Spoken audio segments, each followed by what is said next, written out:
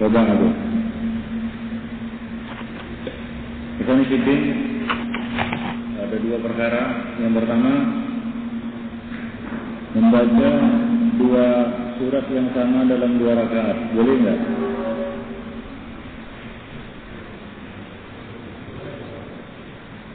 Hah? Dalam salat. Boleh Pak? Yajuz dan la yajuz. Yajuz.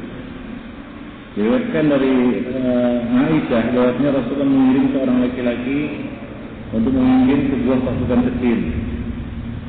Dan dia membaca untuk sahabat-sahabatnya di dalam salatnya dengan Qul huwallahu ahad. Ketika sampai ke Madinah, mereka menceritakannya kepada Nabi sallallahu alaihi wasallam. Nabi berkata kepada mereka, "Saluhu li ayyi shay'in yasma'u dzalika." Tanyakan kepadanya kenapa dia melakukan seperti itu. Tas'aluhu, maka mereka bertanya kepadanya. Qala, ya, laki-laki itu mengatakan li annaha sifatur rahman. Karena Qul huwallahu ahad adalah sifat Ar-Rahman. Artinya ayat ini menjelaskan tentang sifat Allah Subhanahu wa taala. Wa ana uhibbu an aqra'a biha, dan aku suka membacanya. Faqala Nabi, maka Nabi mengatakan akhbiruhu, kabarkan kepadanya annallaha yuhibbuhu, bahwa Allah Subhanahu wa taala menyukainya atau mencintainya. Nah, demikian. Jadi boleh membaca satu ayat dalam dua rakaat. Ya. Rakaat pertama misalnya baca kulhu, rakaat kedua baca kulhu lagi gitu. Nah, demikian yang kami fitin. Yang kedua, boleh. Ya, kalau bolehnya ya boleh. Tapi ada maqam likulli, ya, maqamin maqal. Di setiap maqam ada ya munasabah tersendiri kan gitu ya. Pada munasabah dia disukai membaca banyak ayat, maka baca banyak ayat. Ya seperti dalam salat subuh kan gitu ya. Nah demikian. Paham? Nah demikian akan sidina azamullah wa yakin. Baik. Nah kemudian yang kedua adalah pengumuman ya, bahwa bulan 7 kita akan kedatangan Syekh lagi, ya, Syekh dari Madinah. Ya ada 3 pilihan yang diberikan kepada kita, sekali ada dikasih 3 pilihan. Antara Syekh Ibrahim Ar-Ruhaili atau Syekh Sulaiman Ar-Ruhaili atau Syekh Saleh As-Suhaimi. Nanti setelah acara ini ada musyawarah ya, bagi yang punya potensi untuk jadi IO atau mau mendermakan diri terlibat sebagai tenaga relawan, ya boleh mendaftar ke panitia. Siapa ya? Nah, gitu dia. Jadi kita belum tentukan, saya belum bisa memastikan, karena nanti kita bicarakan ya. Karena malam ini akan dirapatkan ya siapa yang kita panggil ke Medan, ya siapa, judulnya apa ya, terus bagaimana rancangan acaranya. Karena ini waktu diberikan kepada kita lumayan panjang ya, karena kita sudah minta dahulu, kita nggak mau buru-buru ya. Ternyata ya alhamdulillah ya pihak panitia di Surabaya ya begitu perhatian kepada kita, walaupun kita mengukir janji, karena janji kita mengirimkan hasil rekaman ya dua acara sampai sekarang belum dikirim. Mohon perhatian kepada panitia-panitia yang lalu. Itu 2 CD yang acara saya itu belum dikirim ke Surabaya, padahal mereka sudah minta. Nah, tapi walaupun demikian, ya mereka masih memberikan kepada kita ya kesempatan untuk yang sekian kali, dan mudah-mudahan ini adalah program kita tahunan ya. seperti yang kita kita jelaskan jauh-jauh hari bahwa kita berharap Masai lebih sering mengunjungi kota kita ini. Demikian penting. Azanillah wa iyyakum jami'an. Nah, maka dari itu persiapkanlah antum ya misalnya ikut kursus bahasa Arab kan gitu ya. Ya mana tahu tahun depan antum sudah bisa mengikuti Syekh ngomong tanpa melihat atau mendengar menerjemah lagi ya, mana tahu kan begitu ya. Ya 2-3 tahun lagi kan tidak terasa. Nah begitu saya datang setiap tahun kan, alhamdulillah antum bisa tanya jawab dengan saya, bisa berbicara dan lain sebagainya kan, alhamdulillah kan begitu ya. Ya, ayo ya. Nah, maka yang belajar bahasa Arab sungguh-sungguh belajar bahasa Arab kan begitu. Nah demikian. Baik, itu yang kedua. Yang ketiga kita lanjutkan kajian budaya. Sudah. Baik, yang ketiga yaitu faedah dari bab ini. Tadi sudah kita jelaskan bahwa tafsir yang kuat, tafsir yang rajih dari fitnah yang digambarkan oleh Rasulullah turun seperti turunnya hujan yang baru kita lihat tadi, yang membasahi bumi, yang turun di negeri-negeri Islam. Fitnah tersebut turun di negeri-negeri Islam, di samping rumah-rumah mereka, di sela-sela rumah-rumah mereka, yaitu pertumpahan darah. Ini adalah tafsir yang paling kuat. Sebagian mengatakan ini adalah yaitu maksiat yang merata merajalela. Itu salah satu tafsir. Ya, tafsir yang lain mengatakan yaitu bid'ah yang menyebar, ikhtilaf. Namun dari sekian banyak penafsiran, yang paling kuat adalah pertumpahan darah di tengah-tengah kaum muslimin. Azani Allah wa iyyakum. Ya, yaitu al-haraj, al-qatl, safkud dima. Ya. Ba'dukum yadribu riqaba ba'din. Ini yang dimaksud di dalam hadis ini. Keburukan yang mengancam orang-orang Arab, yaitu apa? Pertumpahan darah di kalangan mereka. Mereka yang paling pertama yang menjadi sasaran target dari fitnah tersebut. Ya, dari fitnah tersebut. Dari fitnah pertumpahan darah itu. Yaitu fitnatul haraj, fitnatul qatl, fitnah safkud dima. Dan yang dimaksud dengan pertumpahan darah di sini itu disebutkan pertumpahan darah ada dua. Pertumpahan darah yang didasari agama, takwil yang batin, dan pertumpahan darah yang didasari dengki dan hasad. Ya, atau sebab-sebab lainnya, hawa nafsu. Kalau kita baca koran hari ini penuh dengan pertumpahan darah. Ya, supir angkot membunuh penumpangnya, penumpang membunuh supir taksi dan lain sebagainya. Ya, pacar membunuh pacarnya membunuh pacarnya, kan begitu. Ya, orang membunuh anaknya, anak membunuh orangnya, kan begitu. Dan banyak lagi fitnah-fitnah yang pertumpahan darah yang kita baca di surat-surat kabar. Namun bukan itu yang dimaksud di sini. Bukan pertumpahan darah itu.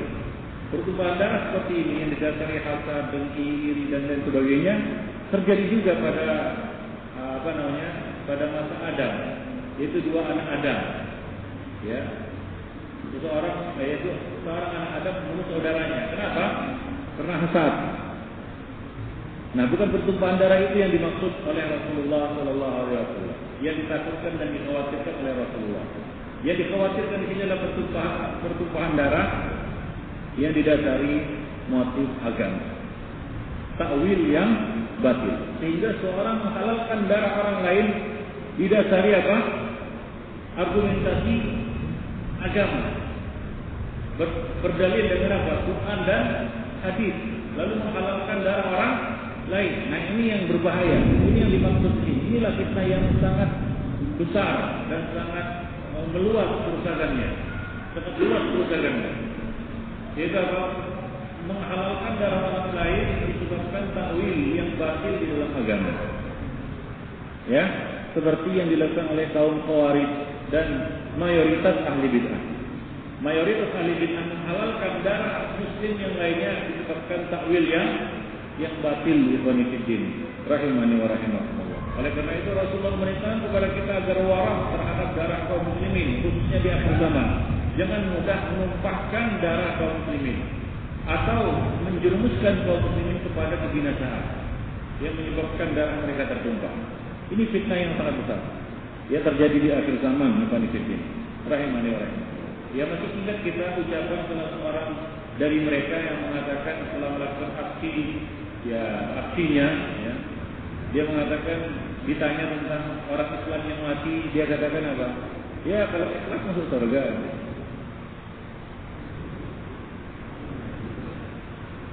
Atau yang ditanya ketika melakukan aksi pengobomannya, dia mengatakan mereka itu orang kafir, tidak muslim. Nah, inilah yang sangat berbahaya. Karena pertumpahan darah yang didasari atas nama agama ini, pelakunya tidak merasa menyesal. Bahkan besok kalau punya kesempatan dia akan melakukan yang lebih hebat lagi. Beda dengan pertumpahan darah orang membunuh kawannya karena marah, karena bertengkar, mungkin masuk penjara nyesal dia kan gitu ya. Nyesal lagi. Nah, demikian, obat dia, nggak mau lagi dia. Banyak contoh-contohnya, ya. Joni Indo kan begitu ya. Terus Anton Medan, dia itu sendiri lah. Dulu katanya ya, suka bunuh orang dan lain sebagainya. Itu dia tobat. Nah, tapi pertumpahan darah merupakan adalah orang lain disebabkan motif atas nama agama. Nah, ini pelakunya enggak bertobat. Bahkan dia bangga. Bahkan dia merasa telah melakukan sesuatu yang benar dalam pandangannya. Nah, ini yang sangat berbahaya bagi Fiddin. Azan ya Allah wa iyyakum. Ya, sangat berbahaya dan sangat luas kerusakannya. Dia bisa membunuh siapa saja dan dia merasa telah melaksanakan kewajibannya dengan membunuh. Melaksanakan kewajiban membunuh orang, ya, dan merasa dia telah melaksanakan kewajiban dengan membunuh orang tersebut. Karena dia anggap sudah kafir, dan ini terjadi di ya di pada masa-masa fitnah di Afghanistan, ya. Orang-orang Khawarij dengan mudahnya membunuh orang-orang yang mereka anggap keluar dari Islam. Yang mereka anggap pengikut tauhid, ya, hamba tauhid. Orang-orang yang tunduk menjadi hamba penguasa. Mereka halalkan darah orang-orang ini. Dan motif seperti itu dia bisa menyebabkan kematian banyak orang. Dia bisa melakukan pembunuhan massal, bahkan tega dia nanti meledakkan misalnya bom nuklir di negeri kaum muslimin atau di tempat-tempat yang itu ada kaum muslimin. Kenapa?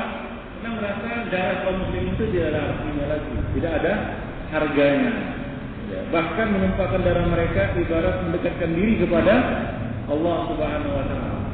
Coba bayangkan orang mendekatkan diri kepada Allah dengan membunuh nyawa seorang muslim. Jadi suatu perbuatan yang sangat keji, wanifidin, azan ya Allah wa iyyakum.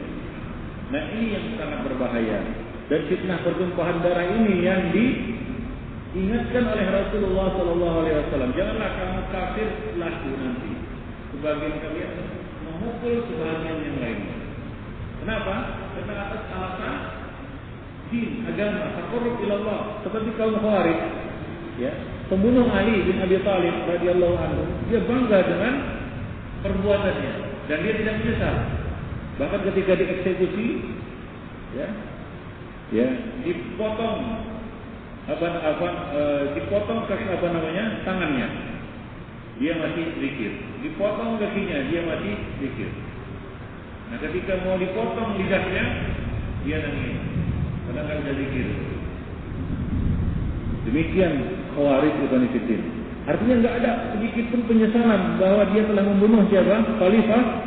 Khalifatul Muslimin, Ali bin Abi Thalib, Amirul Mukminin, Ali bin Abi Thalib radhiyallahu taala anhu. Bahkan dia merasa itu adalah taqarrub ila Allah.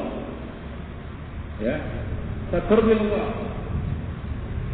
Ya, dia mengatakan, ya, setelah akan dieksekusi, ya, Abdurrahman bin Muljam ini mengatakan apa? Nyawaku di surga, nyawanya di neraka. Maksudnya apa? Rohku di surga, rohnya Ali di neraka. Coba lihat Ibn Fiddin, azan ya Allah wa iyyakum.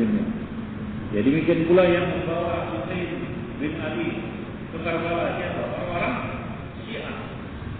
Dan mereka menganggap itu adalah satu taqarrub ila Allah Subhanahu wa taala, mendekatkan diri kepada Allah. Dengan apa? Dengan membinasakan, ya, dengan menganggap remeh darah orang muslim.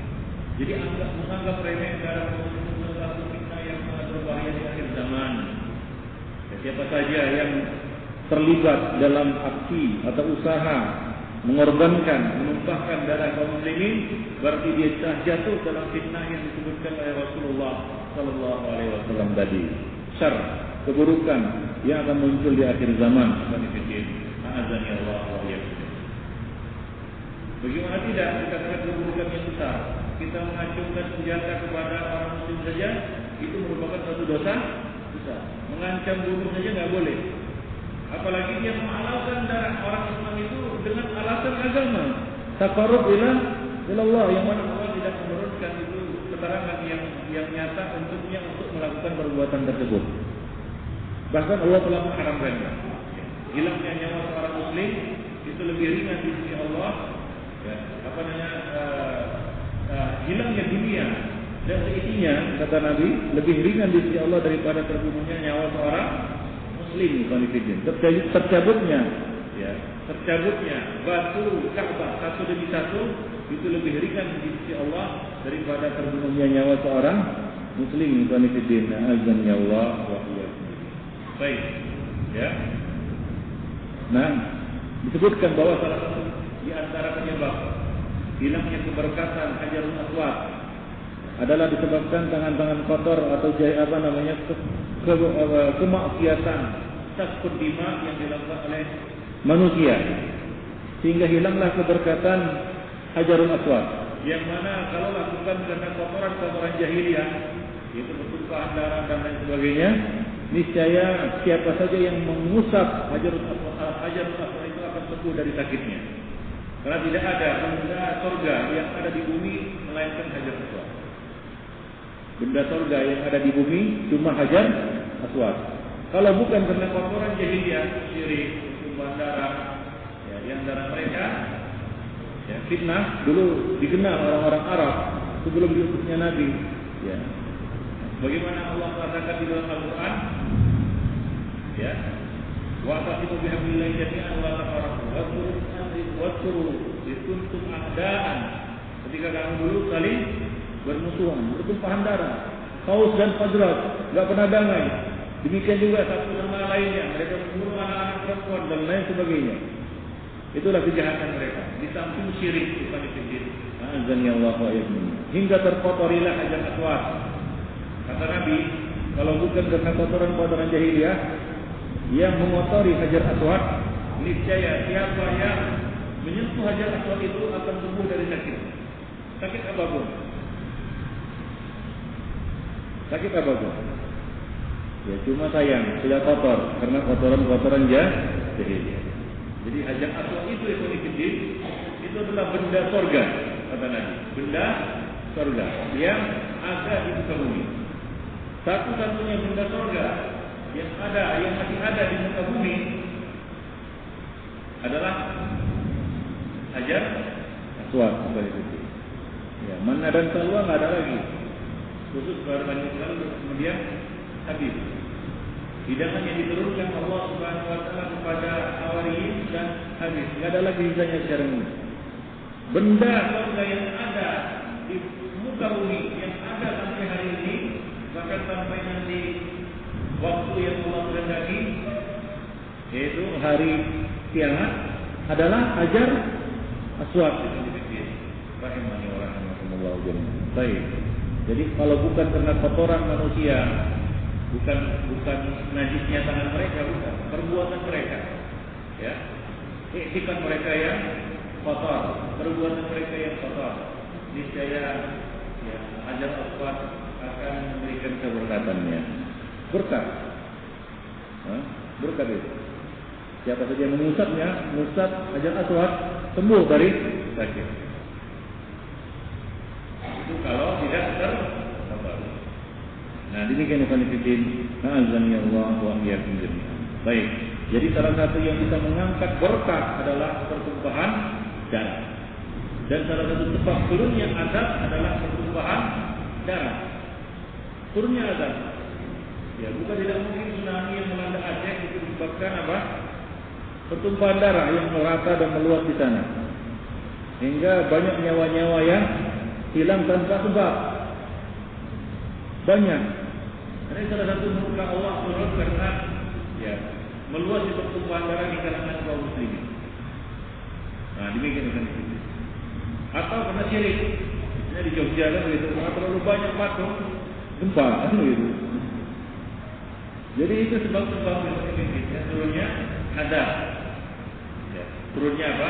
Siksa, turunnya bencana dari Allah Subhanahu wa taala. Nah, demikian kan fidina azani Allah wa iyyakum jami'an. Baik. Ya, nanti akan kita lanjutkan dengan bab yang berikutnya, yaitu bab yang kelima, yaitu zuhurul fitan, munculnya fitnah-fitnah.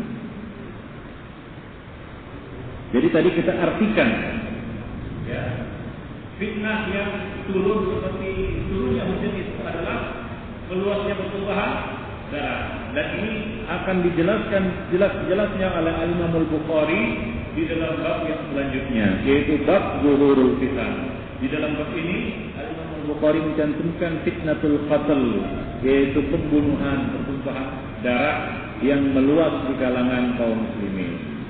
Baik.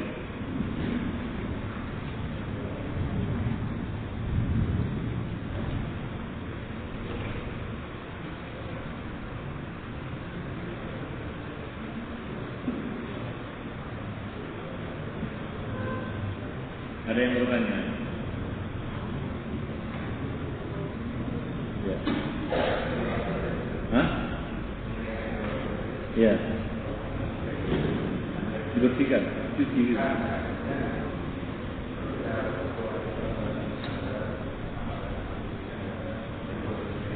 Tidak ada. Karena udah kotor dia. Ya, lihat aja. Ya. Dia Hajar Aswad itu turun putih, bukan putih, seperti salju.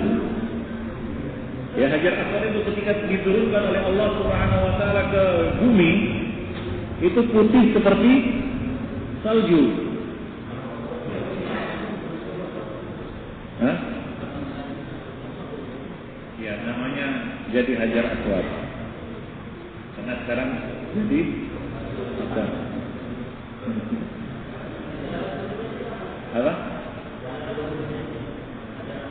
Wah, Allah jelaskan.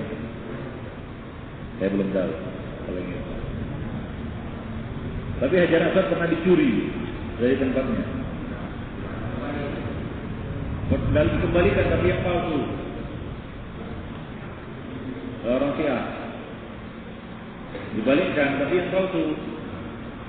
Lalu ketahuan, kemudian ditemukanlah yang aslinya dari pasang lagi.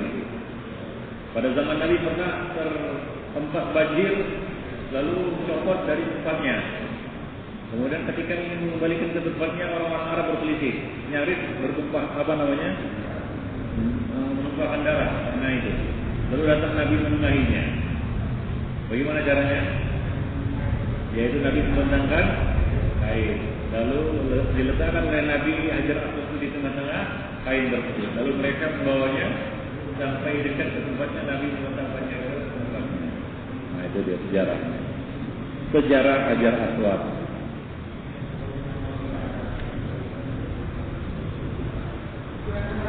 Hah? Dia seperti yang dia itu. Itulah dia.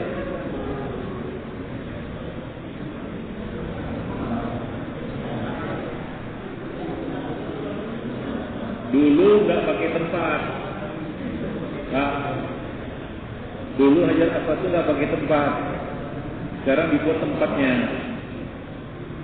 Ya, dulu nggak pakai tempat seperti itu. Polos saja itu dia. Nah, sekarang demi keamanan dibuat sarangnya.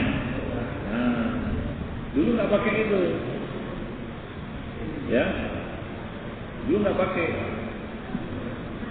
Nggak pakai tempat itu, nggak pakai apa namanya sarang itu, nggak ada.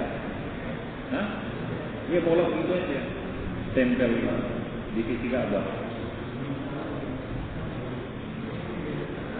Entah zaman siapa, Akhirnya untuk demi keamanan, ya Hajar Aswad dibikin sarangnya.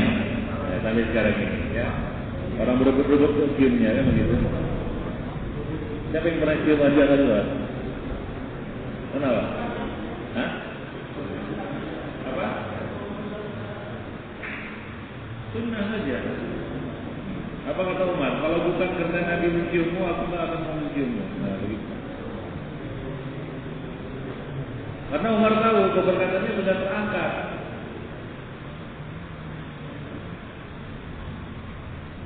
Ya.